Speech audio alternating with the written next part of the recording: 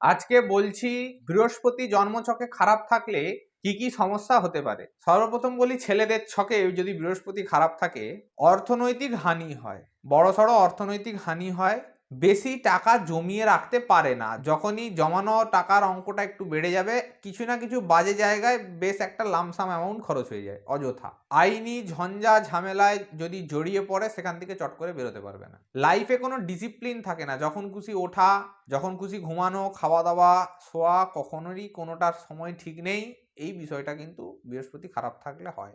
বৃহস্পতি খারাপ থাকলে গুরু বা টিচার যারা থাকেন তাদের প্রতি রেসপেক্ট খুব একটা আসে না, দ্বন্দ্ব হয় তাদের সাথে, এবং ঝঞ্ঝা ঝামেলা, কথা কাটাকাটি, তর্কে জড়িয়ে পড়া এগুলো হতে পারে। এরপরে বলি মেয়েদের জন্মছকে বৃহস্পতি খারাপ থাকলে কি হতে পারে। মেয়েদের জন্মছকে যদি বৃহস্পতি খারাপ থাকে সর্বপ্রথম যেটা হবে সেটা হবে সন্তান হতে কিছু না কিছু প্রবলেম হবেই হবে। এবারে দেখতে হয় আপনার বৃহস্পতির নক্ষত্রপতিকে এবং সেই জাতিকার জন্মছকের পঞ্চম ভাবের অধিপতি এবং তার নক্ষত্রপতিকে। এই সবাই যদি কোনো কারণে বন্ধা রাশিতে পড়ে গেছে তাহলে কিন্তু তার আর বাচ্চা কাচ্চা হবেই না। বৃহস্পতি খারাপ থাকলে মেয়েদের সাংসারিক জীবন ভালো হয় না। বৃহস্পতি খারাপ থাকলে আধ্যাত্মিকতার ফল পাওয়া যায় না। কেউ ভক্তি করে লাভবান হচ্ছে, আবার কেউ ভক্তির পর ভক্তিই করে যাচ্ছে, ঈশ্বরের জন্য সময় ব্যয় করছে কিন্তু কোনো লাভ হচ্ছে না, তার মানে তার বৃহস্পতি খারাপ আছে ছকে। একটা জেনারেল প্রেডিকশন আমি বললাম বৃহস্পতি খারাপ থাকলে কি কি হতে পারে।